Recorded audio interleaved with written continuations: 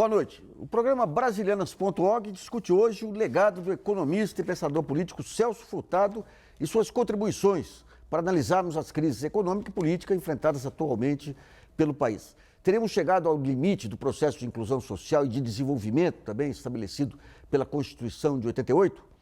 Esses são alguns temas que são abordados na coletânea Brasil, Sociedade e Movimento, produzida e lançada recentemente pelo Centro Celso Furtado e editora Paz e Terra. Para discutir esse tema, nós contamos com a participação dos autores de 3 artigos da obra. O Luiz Felipe de Alencastro, que é historiador e professor da Escola de Economia da Fundação Getúlio Vargas, André Furtado, que é economista e professor do Instituto de Geociência da Unicamp, e Gilberto Bercovitch, que é advogado e professor da Faculdade de Direito da USP. Também contamos com a colaboração do jornalista Nelson Lim para selecionar perguntas já enviadas pelos internautas. Lembrando que o programa é gravado, portanto as perguntas já foram encaminhadas e selecionadas através do nosso site brasilianas.org. Nesse primeiro bloco, vamos falar um pouco do legado do Celso Furtado e do estágio atual do desenvolvimento brasileiro. Então, nós perdemos o rumo ou seguimos na marcha do desenvolvimento, ainda que a passos um pouco trôpicos aí. Eu começo com o professor Luiz Felipe de Alencastro. Bom, eu acho que é interessante lembrar no pensamento do Celso Furtado, na atitude dele sempre na vida, o fato que ele é o primeiro-ministro de planejamento do Brasil e foi o único que morreu como professor e autor. Isso é uma lição muito importante.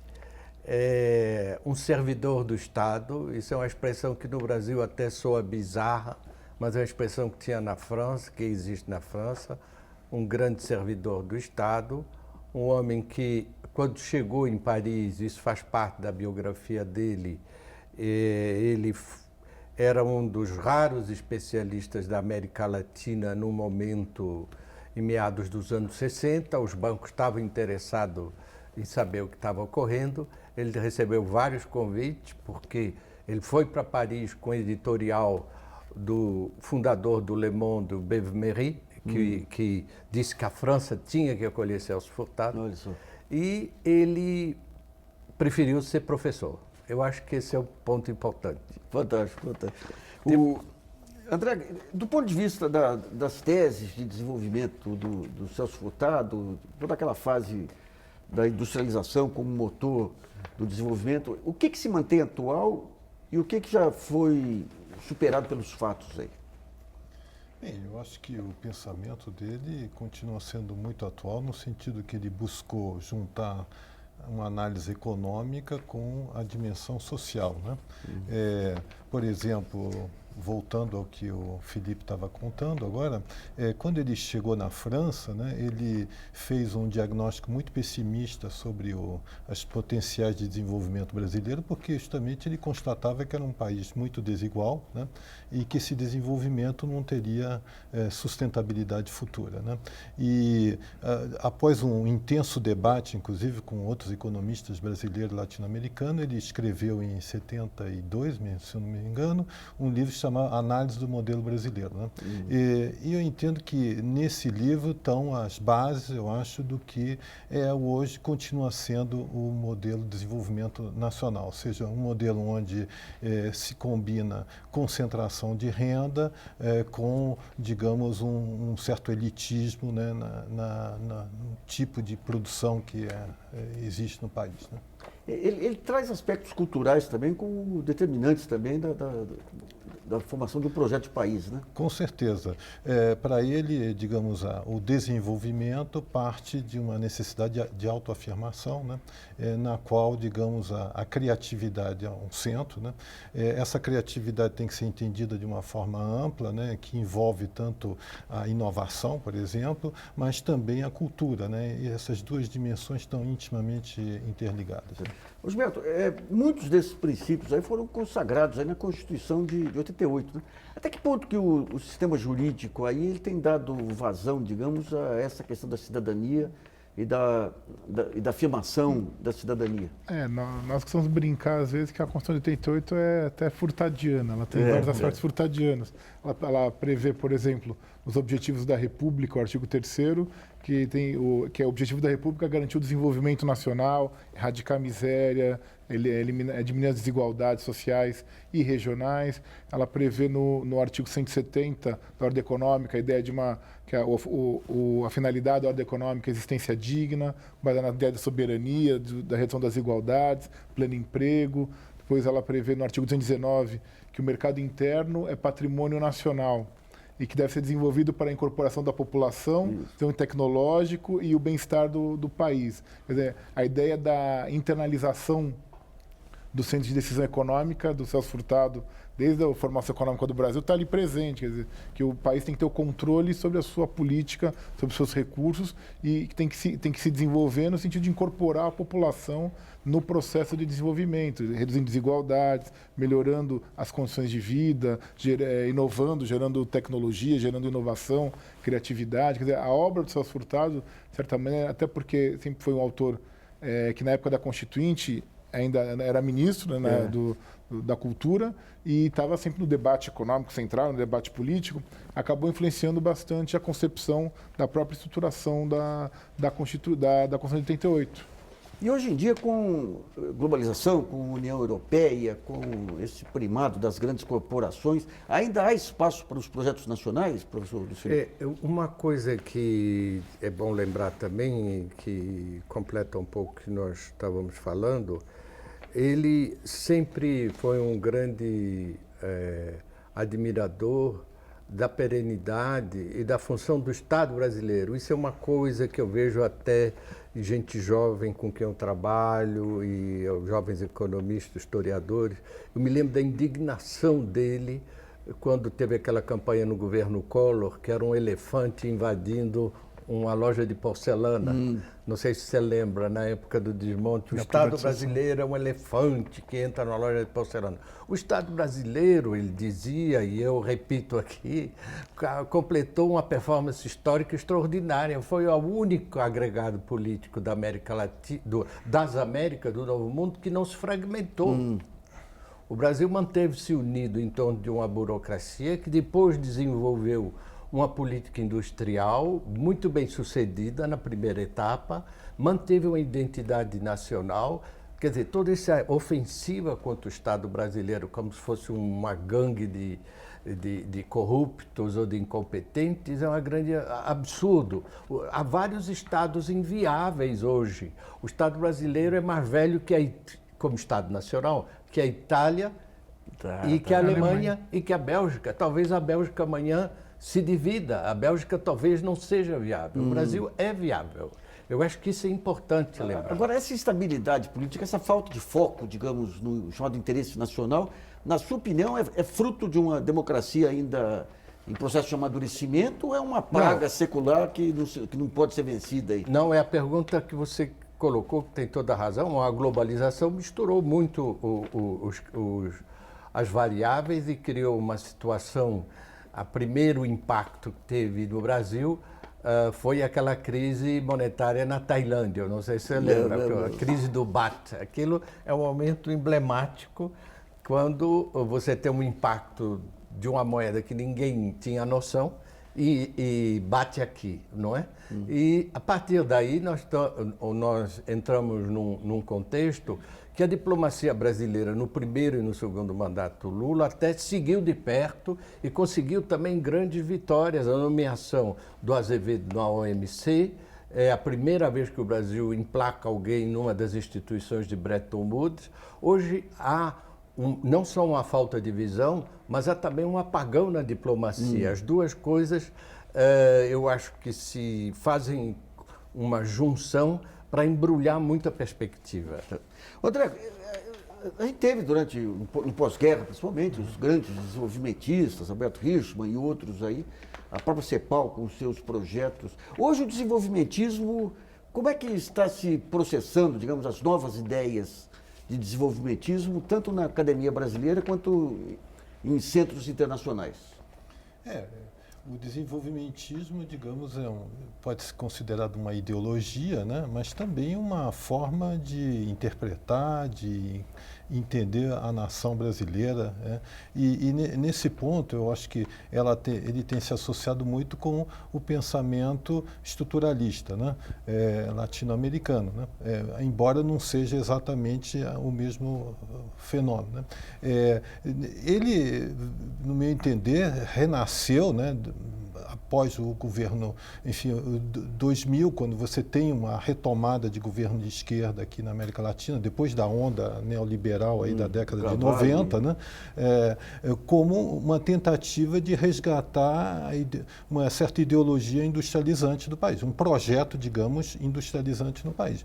Eu sinto que ele chegou num momento complicado, porque com o boom das commodities, né, você teve, na realidade, um fenômeno de doença holandesa no Brasil e em vários países da América Latina. Então, a indústria acabou recuando, né, ela perdeu espaço, né, e acabou se consolidando políticas econômicas, como aqui no Brasil, de taxa de juros muito altas, né, que não favoreceram o desenvolvimento da industrialização. Somente, eu acho que a partir do governo Dilma é que você realmente tem uma tentativa de criação de instrumentos através do BNDES, mas essa política também não deu certo, porque justamente os impactos já dessa doença holandesa já estavam se alastrando muito pela economia brasileira. A tendência à desindustrialização se acentua depois da crise de 2008, né? E, infelizmente, o desenvolvimentismo não conseguiu passar o recado dele, né? Mas aquela ideia de que a industrialização poderia levar ao desenvolvimento, ao bem-estar geral, acabou batendo também com o fato de que no Brasil ela produziu também uma concentração de renda grande, né? Essa concentração seria uma etapa para um período posterior de maior bonança? Como é que... Não creio. Aliás, o Celso Furtado nunca pensou assim, eu concordo plenamente com ele. Quer dizer, deveria existir um projeto industrializante, democratizante no Brasil, que não vingou, né? Por conta, inclusive, do golpe militar de 64. No momento que se instaurou o golpe militar, houve uma solução conservadora, de concentração de renda e industrialização. Existiria um projeto alternativo, que era aquele que era promovido justamente pelo Celso Furtado. As reformas de base. Reforma de base.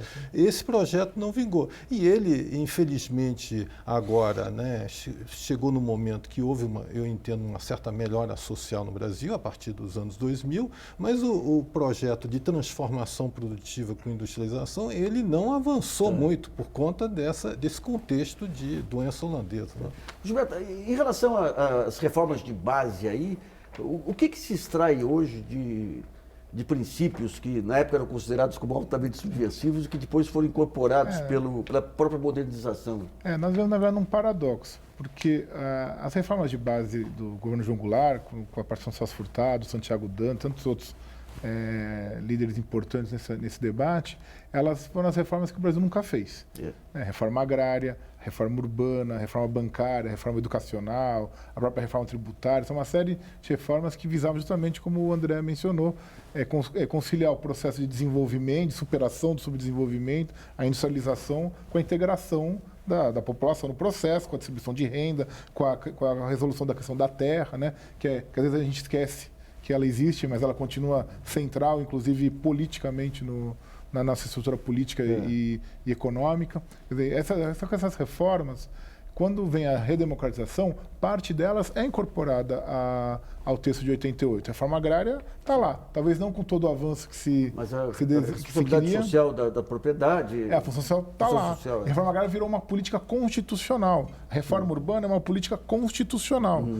Então, temos uma vantagem, vamos dizer assim, retórica e jurídica sobre o período de 46 a 64. Mas a Constituição de 46, a reforma agrária era quase impossível, porque tinha que ter indenização em dinheiro. Hoje, não. Desde o Estatuto da Terra, não, mas a Constituição ela define a reforma agrária é uma política constitucional, ou seja, o governo tem a obrigação, tem o dever constitucional de fazer a reforma agrária. O governo tem a obrigação, tem o dever constitucional de estruturar a cidade no sentido de mobilidade, de bem-estar, de prestação de serviços. Quer dizer, isso é um ganho. Ao mesmo tempo, é o paradoxo, porque, como tudo no Brasil, principalmente em relação à Constituição de 88, a Constituição de 88 ela promete muita coisa, ela tenta abrir muitos caminhos, ela tenta dar uma solução para uma série de conflitos, mas o sistema político não incorporou e não aceitou boa parte dessas soluções. E é o impasse que a gente vive até hoje. Então, houve uma tentativa de fazer uma caricatura aí do desenvolvimentismo do Celso Furtado, apresentando como fiscalmente irresponsável, mas o plano Trenar era um plano de estabilização, né? E ele foi o primeiro a trabalhar com indicadores macroeconômicos, né? Como é que dava, Luiz Felipe, o conflito entre um plano de estabilização que era necessário naquele momento e todas as demandas políticas e sociais de um governo acuado? Né? Ali estava muito difícil, o Jango tinha uma legitimidade transitória, ele tinha assumido em circunstância dramática, todo mundo lembra, ele passou a maior parte do mandato dele fazendo oposição a ele mesmo, é a doutrina Riff, no sentido de que ele fazia oposição ao regime parlamentarista para forçar a mão e ter a plenitude de seus poderes no presidencialista, e no momento que ele teve o golpe já estava armado, né? Houve também um erro ali, já que se fala disso, porque fez 50 anos no ano passado.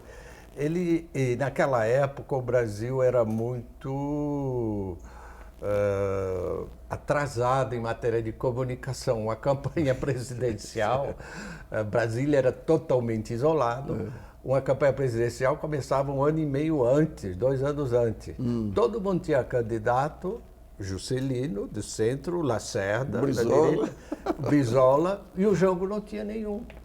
Aí veio o Bilac Pinto e disse porque ele quer continuar. Tanto que no começo eles apresentavam a contra-revolução do dia 31 de março.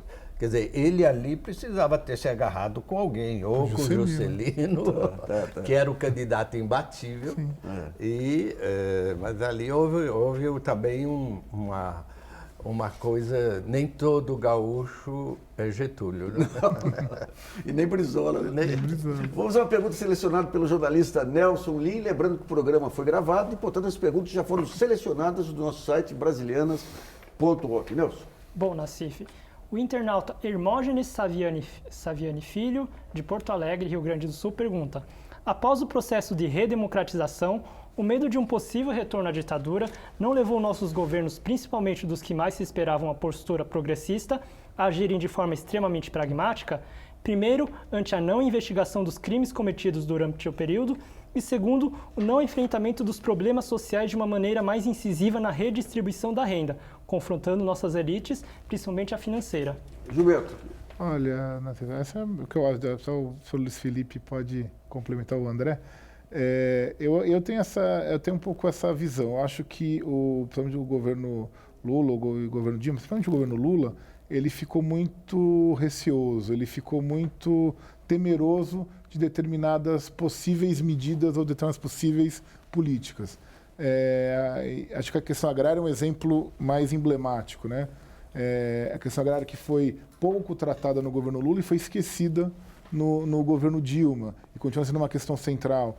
Eu acho que ficaram com medo tanto de enfrentar determinados obstáculos históricos, determinadas questões históricas, talvez de serem depostos ou perder apoio, perder a governabilidade, se bem que a gente está vendo que governabilidade não é bem o forte na atualidade, mas e acabaram se fazendo, não é nem questão de acordos, mas se realmente restringindo a sua própria iniciativa de política. Então, um dos pontos é a política cambial. O André ele coloca a questão da doença holandesa, mas o que definiu o câmbio muito foi a política de juros do Banco Central. Né?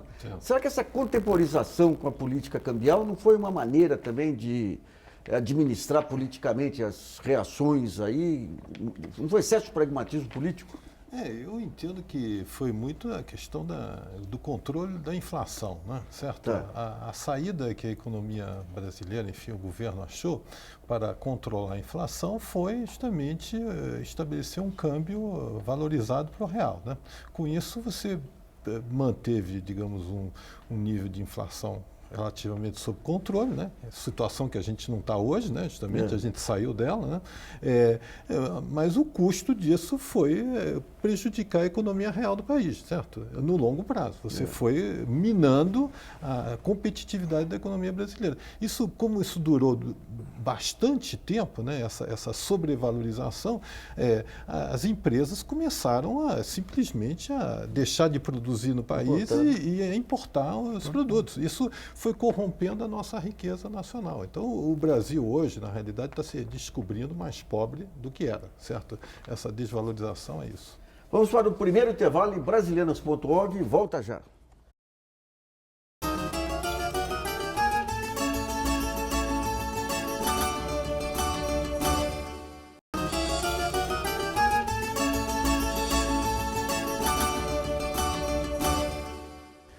Voltamos a apresentar o programa Brasilianas.org, que discute hoje as crises do país, as saídas em favor do desenvolvimento e o legado de Celso Furtado. Nesse segundo bloco, vamos tentar entender se é possível alinhar as expectativas da sociedade brasileira em um mundo cada vez mais globalizado e em constante transformação. Mas eu queria antes pegar um outro personagem brasileiro desse período do pós-guerra, que teve uma importância muito grande, inclusive do combate à fome, que foi o professor Josué de Castro, que está na base da fundação do Banco Mundial, FAO e tudo. Por que sumiu o legado aí do professor José de Castro? Aconteceu, aí eu acho que está também no passivo da ditadura. Eles foram para cima dele também, ele foi caçado logo, apontaram escândalos lá de um apartamento de função que ele não ocupava e morava alguém da família, as coisas que aconteceram logo em seguida ao golpe. E ele depois, ele participou junto com o Celso em vários seminários, e eu vi em defesas de tese, em banca de defesa de tese na França. Ele tinha sempre muitos admiradores e continuou e tendo uma atividade, mas isso não foi pego. Aliás, faz parte do provincianismo brasileiro. O Celso Furtado tem uma obra na França, eu tenho uma orientanda minha que fez um doutorado, a obra do Celso Furtado em Paris, que foi parcialmente traduzida, mas não entrou no debate aqui. Miguel Arraes, que o ano que vem faz 100 anos do nascimento dele, teve um papel decisivo na articulação junto com os países lusófonos da África, a partir de Argel. Ele era amigo pessoal do Samora Machel. Samora Machel. Foi o único brasileiro, junto com o Prestes, mas o Prestes estava lá representando uma outra geopolítica, no palanque da independência de Moçambique. Olha só. E até muitos outros personagens que somem do debate aqui, porque essa dimensão internacional desaparece aqui. Eu até me permitiria de falar de uma outra pessoa num outro setor de atividade cultural, que é a Norma Bengel, que morreu, só se falaram dela como atriz do Rebolado. Ela foi uma grande militante democrata na França, feminista, engajada em teatro, foi dirigida por grandes diretores de teatro, e daqui não se falou nada, mesmo os amigos dela. Vejam bem, esse tipo de coisa. Essa paixão da França pelo Brasil, e do Brasil pela França no começo do século e tudo, resiste ainda? Não, mudou, porque o quadro da União Europeia recompôs lá também, tem uma outra mundialização. Quando caiu a cortina de ferro para a França, a Polônia é muito mais importante que a América Latina inteira. A França entrou em 2 guerras mundiais por causa da Polônia. De repente, ela tem uma aliada lá na outra ponta, perto da fronteira da Rússia, e ela vai se amarrar com esses países todos da Europa Central, que estavam cortados do resto. Mas antes, o Brasil funcionava, a França funcionava um pouco como metrópole de substituição. Nós éramos uma grande nação latina e católica, e Portugal não estava um peso, não fazia o peso, como dizem os franceses, e a França sempre funcionou um pouco como um paradigma de um desenvolvimento futuro. André, essa questão, o Brasil, ele, com todos os tropeços aí, falta de projeto industrial, tudo, ele criou uma sociedade de consumo ampla aí, ampliou o ajuste social e tudo. E agora, esse próximo tempo aí, como é que você vê? Porque para você garantir a manutenção desses direitos, tem que ter um projeto econômico. esse projeto econômico esbarra aqui numa diluição do poder presidencial também, na falta de propostas. Como é que você vê essa próxima etapa? O que se aprende de Celso Furtado que pode ser utilizado para o desenho da próxima etapa do desenvolvimento brasileiro? Bem, eu acho que o Brasil caminhou bastante, como você disse, na ampliação do consumo, né? Todos que analisaram esse período agora recente convergem para chamar atenção para a prioridade que se deu ao consumo, né? Essa expansão do consumo, ela obviamente incluiu classes mais baixas, mas manteve, grosso modo, a mesma estrutura brasileira. Então, por exemplo, tomando o exemplo do automóvel, né, que é um símbolo aqui do desenvolvimento do país, enfim, eu não sei se é um mau desenvolvimento, mas ele justamente continua sendo um objeto possuído, né, um bem possuído por uma minoria da população brasileira, né? Os levantamentos que foram feitos mostram isso, né, que ainda a maioria da população não tem acesso ao automóvel, apesar de a gente ser o quarto mercado, ou ter sido, né, porque a gente está agora em recessão, mas ter sido o quarto mercado mundial de automóvel, né? Não houve essa inserção desse bem de consumo. Então, eu acho que esse projeto de querer democratizar essa sociedade de consumo não vai dar certo, ele é inviável, no meu entender, né? O que deveria ser feito, e aí entra o projeto novo para o Brasil, seria priorizar os bens de consumo coletivo, né? Por exemplo, o transporte coletivo. Acho que cabe aí o Estado, né, ter uma presença maior na economia brasileira no sentido de orientar para um consumo de bens coletivos que precisam ter acesso. Isso implica também em maior investimento na economia, né, que eu acho que tem sido muito deixado de lado nesse período. Então, essa priorização para os bens coletivos de consumo justamente é uma forma de garantir uma melhor distribuição de renda, tornar, digamos, as cidades brasileiras mais sustentáveis. Eu acho que elas são hoje a demonstração de uma inviabilidade, né, social, né, porque há muita desigualdade, se perde um tempo monstruoso em engarrafamentos, né? Tudo isso precisa ser repensado no Brasil. Eu acho que a gente está na hora de sair dessa trajetória que a gente estava e pensar em algo novo, né? Então, daí eu queria ver com o Gilberto, existem muitos princípios aí da Constituição que eram vistos como excessivamente ambiciosos, universalização da saúde, da educação e tudo, que serviram de instrumento para que ministérios públicos, defensorias e tudo avançasse nessa questão dos direitos sociais aí. Com essa onda de conservadorismo que vem varrendo aí o país, a tentativa de desmontagem aí desse estado de bem-estar social, como é que você acha que vão ser os desdobramentos dessas políticas aqui para diante? Olha, Nassif, na verdade, eu acho que mesmo com essas intervenções que havia do Ministério Público ou a chamada judicialização das políticas sociais, eu sempre as vi com muita desconfiança e com muito maus olhos. Até porque, geralmente, são situações para resolver questões individuais.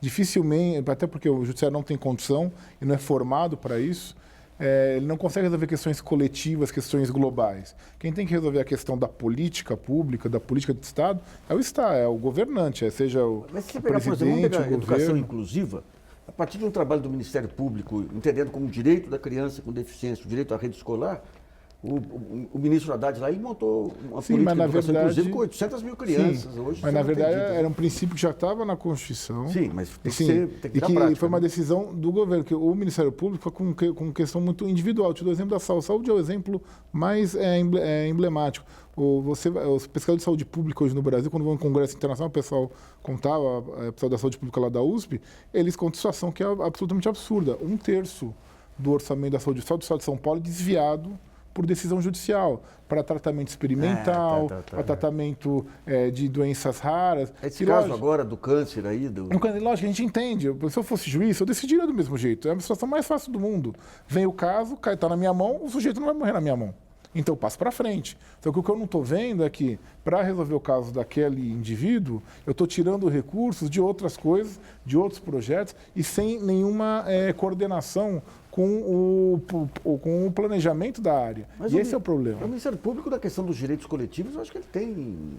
Não, nem avançado tanto. aí. Por exemplo, o caso da educação em São Paulo, o caso do município de São Paulo, boa parte dos problemas de utilização dos recursos da educação de São Paulo vem de uma interpretação de parte do Ministério Público. Estadual, você tá falando? Isso é estadual. Ah, não, eu estou falando do federal. De que recurso para educação é só para investir na escola. Ou seja, você não pode investir em uniforme, em transporte. Até teve que ter uma emenda na época, eu lembro, no governo Marta até, a lei orgânica, dizendo porcentagens da lei, querendo uma porcentagem maior da educação para poder usar em transporte e uniforme. Porque é uma instituição muito restrita. Mesmo federal, eu não vejo tanto assim. Eles podem, lógico, tem que ter boas iniciativas, mas o Ministério Público, ele não é o governante. E eles se assumem muitas vezes como querendo assumir o papel dos governantes. Caso aqui das ciclovias, aqui está ficando ridículo aqui, né? Mas eles querem assumir o papel, tomar as decisões pelos governantes eleitos. Eles não foram eleitos para tomar essas decisões. Então, Luciano, como é que você vê, digamos, a gente está tendo um quadro atual de uma diluição de poder em todos os níveis, né? Desde o executivo, o judiciário, a imprensa e as corporações assumindo funções agora aí de como se definisse o futuro político do país. Esse tipo de desagregação, tem algum paralelo com outros momentos para a gente tentar entender os desdobramentos aí, não? Não, eu tenho uma dose ainda, que é uma piora nisso, que é a desmoralização da figura do político eleito, né? Isso é uma coisa que está subjacente e alimenta de novo essa manobra de volta do parlamentarismo que vira e mexe está à tona. Eu acho que nós estamos passando um stress test aí, um teste de resistência, não do governo, nem do PT, mas da Constituição. Isso. O alvo remoto de toda essa ofensiva é a Constituição. Já começa a aparecer debate que houve durante a Constituinte. Eu me lembro de um debate que nós tivemos no SEBRAP, onde veio um ex-ministro da ditadura. Eu soube depois, porque eu não fui ao debate, porque ele era ministro da ditadura. Eu queria salientar, Celso Furtado é um economista democrata, de governos constitucionais. É outra coisa que devia se ensinar na Faculdade de Direito. Uma coisa é um ministro do Planejamento que segue a Constituição e que segue a relação de força que estabelece a democracia. Outra coisa são ministros que têm governando com a ajuda de atos institucionais. É outra categoria, não é? Alguém disse uma vez, um é médico, o doente reclama e ele para. O outro é veterinário, o paciente não pode reclamar. Então, são categorias diferentes. E eu acho que esse debate, então, de que o país precisa ter a Constituição onde caiba a sua economia. Eu vi isso antes, essa frase exatamente. Eu acompanhei também na época. Você acompanhou, nós todos nos lembramos. Dizendo que o país ficou inviável. Ficou inviável para o jeito dele governar, claro, tem que mudar o jeito de governar. A história da humanidade é justamente o inverso. Claro.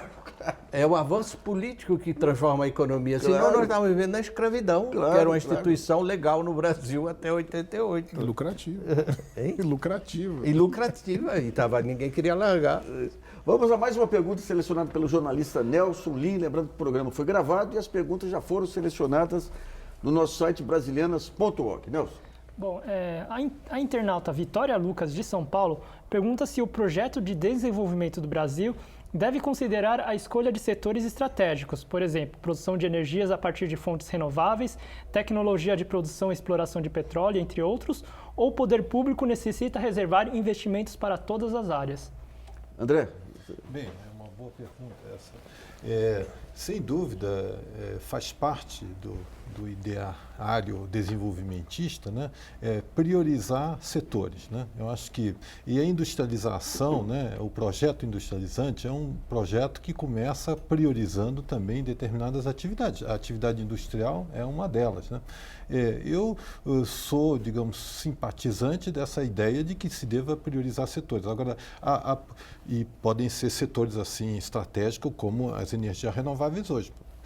Dado que justamente é uma grande aposta para o futuro que tem que se fazer, né? Então, o Brasil deveria priorizar, digamos, setores que tem apelo futuro e que são, digamos, setores que oferecem oportunidades também para o desenvolvimento científico e tecnológico nacional. Nesse sentido, quando a gente pega as indústrias de bem-estar, saúde, educação, poderiam ser setores prioritários, podem ser como setores... vocação global do Brasil. Né? Agora, sempre é bom escolher alguns, né? A gente vai ter que escolher alguns. O problema do setorial é que você acaba deixando de lado uma série de outros setores. Então, por isso, a política tem que ser feita com uma combinação, né? Então, você deve criar mecanismos para priorizar alguns setores que são apostas para o futuro, que são os setores exportadores de futuro para o país, e, por outro lado, ter políticas mais horizontais que atinjam o conjunto dos setores, né?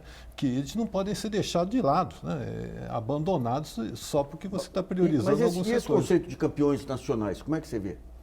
Então, olha, o governo, né, recente do PT, ele teve uma política que eu acho que é justificada e que foi aplicada em diversos países desenvolvidos, veja só, que foi justamente tentar criar esses campeões nacionais, né? O problema dos nossos campeões nacionais é que eles não têm muita densidade tecnológica, né? Esse é o nosso problema, né? Então, a gente tem grandes grupos multinacionais hoje, mas que, em termos de inovação, não são empresas líderes internacionais. Então, eu acho que esse é o nosso problema. A gente canalizou muito recurso em cima de campeões que, na realidade, não são realmente o nosso futuro, como nos enxergamos como líderes da inovação. Eu queria ver com o Gilberto a questão da governabilidade aí, porque a Constituição, ao mesmo tempo que ela trouxe muitos avanços sociais, até por vir como uma reação contra a ditadura, ela criou uma presidência relativamente fraca. Aí, quando você compara com os Estados Unidos, por exemplo, as atribuições do Executivo lá, inclusive as ascendências sobre o Ministério Público, sobre procuradores. Como é que você vê essa diluição de poder, que em momentos de crise agora levam até à ingovernabilidade? A Constituição, na verdade, isso se explica pelo debate na época da Constituinte. A Constituição ela foi feita para ser parlamentarista. E aí, no meio do debate da Constituinte, virou presidencialista, ganhou o presidencialismo. Então, às vezes, recebem até alguns resquícios de parlamentarismo na Constituição. Por exemplo, lei de diretrizes orçamentárias. É um resquício do parlamentarismo. Porque você aprova uma lei orçamentária no meio do ano, que na verdade, que é para se cair o gabinete, todo mundo já sabe quais são as diretrizes do próximo orçamento. Hoje o presidente faz para ele mesmo. Hoje sabe por causa de meta de inflação, todas as justificativas talvez que legitimem hoje a lei de diretrizes orçamentárias. Mas a origem dela é parlamentarista. A própria medida provisória vem da experiência italiana. Claro. Embora o Brasil tivesse a questão do decreto-lei ainda da época, não só da ditadura militar, até antes do Estado Novo, quer dizer, mas se a gente analisar o presidente, por exemplo, da Constituição de 46, o Getúlio Juscelino, eles tinham muito mais poder de decidir por decreto várias coisas que hoje o presidente não tem, justamente dessa reação até ao regime militar que a ditadura que a Constituição teve. Agora, por outro lado, também, o presidente não é propriamente um ser fraco na Constituição de 88. Ele tem força, ele tem instrumentos, que depende... saber usar, né? Saber usar e depende de uma maioria parlamentar de apoio. A lógica da Constituição foi, o presidente não governa sozinho, ele precisa do apoio do Congresso. Que sabendo ter esse apoio.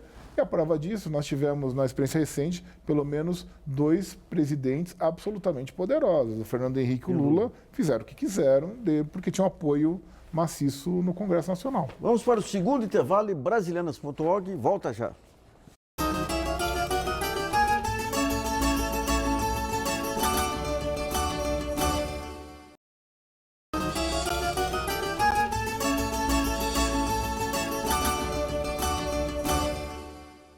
Voltamos a apresentar o programa Brasilianas.org, que hoje discute a crise do país, as saídas em favor do desenvolvimento e o legado de Celso Furtado. Nesse último bloco, vamos abordar os limites do processo de inclusão estabelecidos pela Constituição de 88.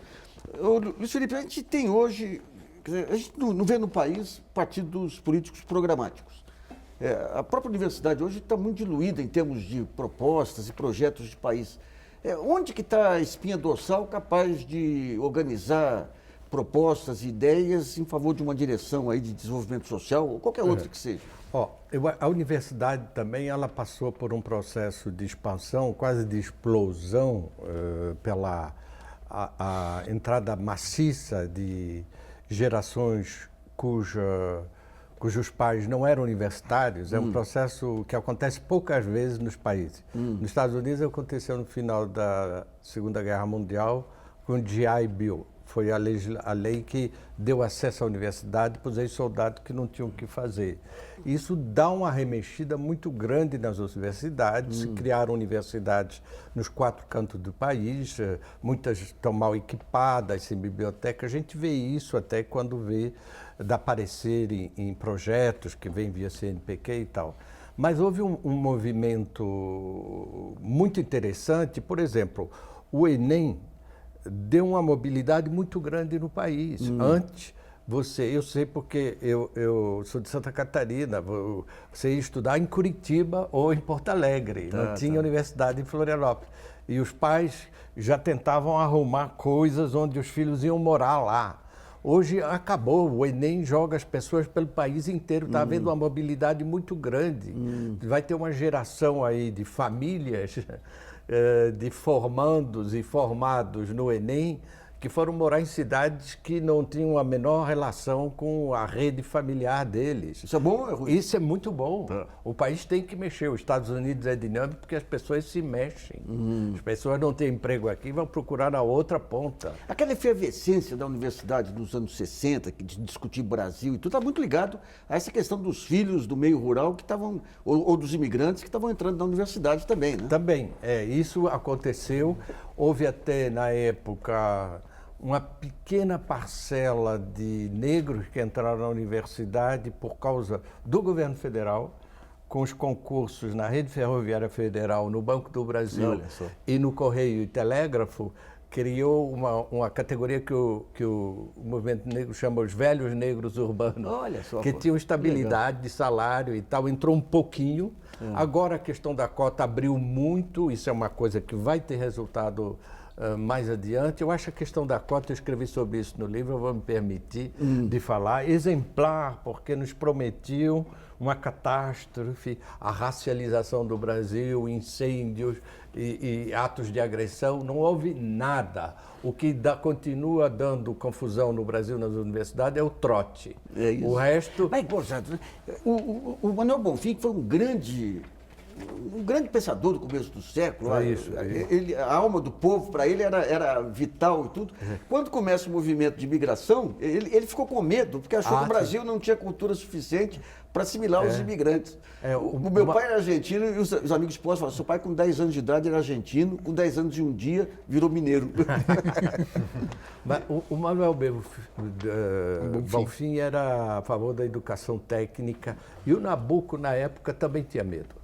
E ele fez uma frase que é lida de maneira errada, às vezes, é uma frase muito interessante. Ele diz, o Brasil é dos brasileiros. Não, isso não quer dizer e não deve ser interpretado como hostilidade aos estrangeiros.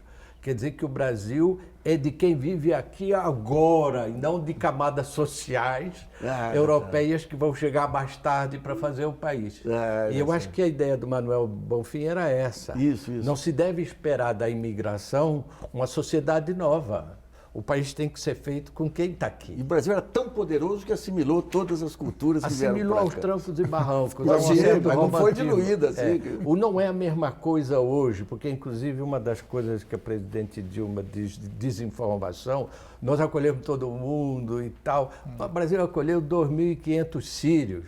Entraram 12 mil na Alemanha no fim de semana e 200 mil em setembro, vão entrar 800 mil na Alemanha esse ano, isto é 1% da população, é igual se entrasse 2 milhões no Brasil nesse ano. Pelo amor de Deus, não vamos comparar. E lá tem um inverno chegando, tem que fazer prédio para essa gente toda. Cada 500 pessoas é um prédio novo. Olha só. Não é? Enfim, André, essa globalização, essa movimentação migratória, inclusive de quadros técnicos, de alguma forma, e essa onda brasileira de mudar para Miami e tudo, De alguma forma, o Brasil ele pode sair deficitário aí desse fluxo migratório de pessoal técnico?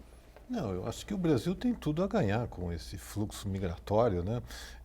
Como já disse o Felipe, é pouca coisa em relação ao tamanho. Talvez o mais importante tenha sido esse programa, né, de médicos, né, mais médicos, que atraiu um número considerável de médicos, né, e que teve, eu acho que, uma função muito positiva do ponto de vista social, né, atingindo regiões mais remotas, onde não tem médicos. Agora, a gente está falando dessa questão da globalização, dessa questão das novas classes sociais, a diluição, digamos, de valores. Quem que, digamos, esse neodesenvolvimentismo, quem é que representa hoje isso? Tem algum partido político que tenha mais afinidade? Alguma linha de pensamento na academia? Eu acho que o neodesenvolvimentismo encontrou algum espaço dentro do PT, mas não porque o PT o abrigasse anteriormente, né? Foi muito mais porque ele estava no poder, né? Que acolheu, digamos, algum dos quadros neodesenvolvimentismo. Eu espero que o neodesenvolvimentismo transcenda o PT, né? Claro. Inclusive, eu entendo que há até um certo neodesenvolvimentismo dentro do PSDB, né? Quer dizer, há quadros do PSDB esclarecidos e que, digamos, defendem um certo projeto de desenvolvimento. Não sei, o José Serra, por exemplo, eu acho que poderia ser um desses aí, né? Que eu entendo que vem um pouco dessa linha desenvolvimentista, né? O que eu acho é que o neodesenvolvimentismo ele precisa sempre de uma certa atualização, né? Eu entendo que a sociedade brasileira está mudando. Aliás, o livro aqui, né, foi feito justamente com essa mensagem, né? As manifestações de 2013 refletem um pouco isso. O sistema político ele não mais, digamos, representa adequadamente as aspirações da sociedade brasileira, né? Que aspira por maior democracia, um projeto que eu chamaria de desenvolvimento mais integrador, né? Que aí eu acho que vai ao encontro do que propunha o Celso Furtado, né? Que era justamente essa democratização do Brasil, que deve se traduzir por um novo modelo de desenvolvimento. Então, a crítica que ele faz ao modelo de desenvolvimento ela precisa ser retomada, né, para uma sociedade mais homogênea brasileira. E isso ainda, eu acho que não encontra seu espaço devidamente nesse neodesenvolvimentismo brasileiro. Eu acho que ele precisa ainda sofrer uma certa atualização para entender que justamente a distribuição de renda é um aspecto absolutamente central de uma nova estratégia de desenvolvimento do país. Eu queria ver com o Gilberto essa questão do Poder Judiciário, que a gente tem grandes avanços que foram sancionados aí pelo Supremo Tribunal Federal e temos Pinheirinho também. O Poder Judiciário, a gente sente que ainda ele é muito resistente à própria mesclagem social e tudo. De que maneira que você acha que vai evoluir o Poder Judiciário? Ele vai ser um agente garantidor dos direitos sociais e tudo, ou ainda vai ter muita resistência a reconhecer até temas constitucionais como função social da propriedade? Vai ter muita resistência. A função social da propriedade é um exemplo perfeito. Ela não foi trazida pela Constituição de 88. Ela existe no sistema constitucional brasileiro desde 1934. Então, fazer a conta, faz 80 anos que tem função social da propriedade no direito brasileiro. E até hoje os tribunais não sabem, aliás, não conseguem, não querem lidar com essa questão. Preferem entender a propriedade dentro daquela perspectiva liberal, tradicional, que era do Código Civil de 16, mas que a Constituição de 34 modificou. Quer dizer, a partir de 34, em tese, as relações de propriedade deveriam ser entendidas a partir da perspectiva de que a propriedade tem que ser utilizada no interesse social, no interesse coletivo.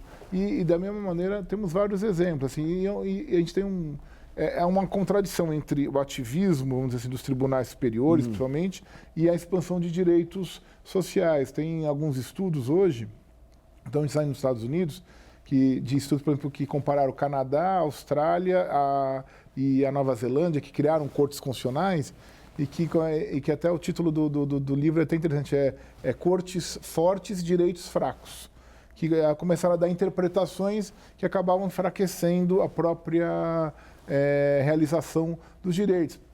E no Brasil isso é regra.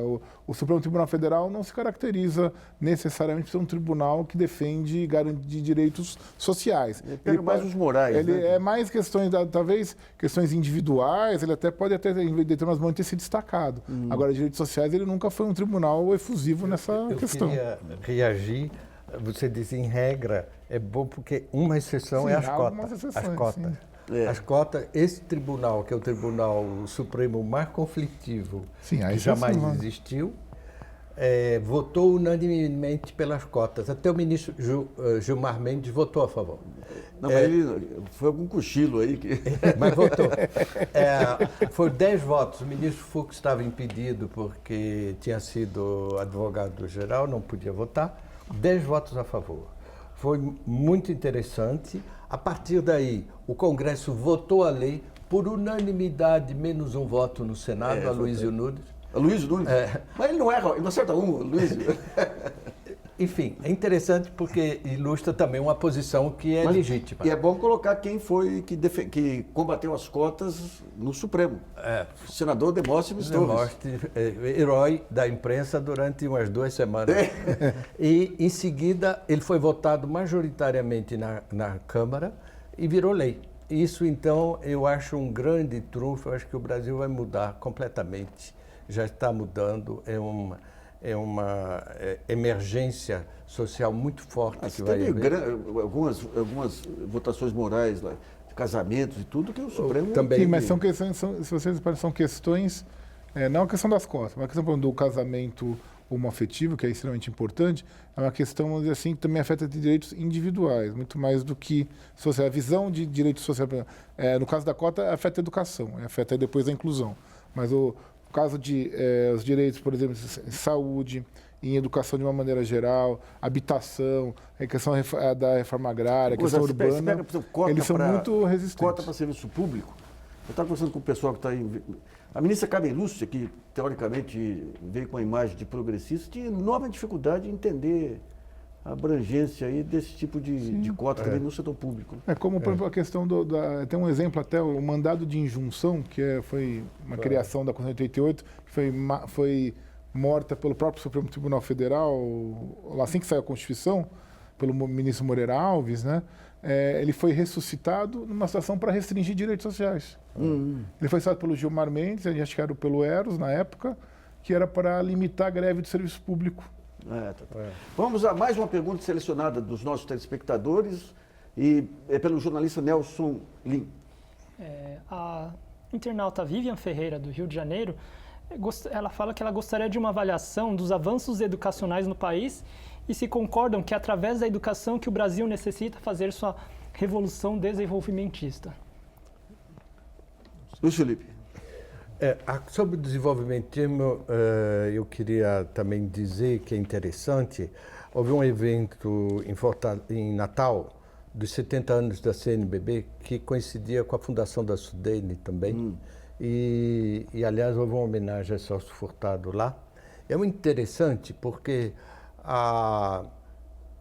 o debate acadêmico já enterrou o desenvolvimentismo há muito tempo, ao que eu gostaria, mas ele volta sempre, de outra forma. A ideia, e a CNBB apoia essa ideia, esposa essa ideia, defende, a ideia de reforma de base estava lá. A militância social, isso é uma coisa também que as pessoas também ligam muito o destino do movimento social ao destino do PT.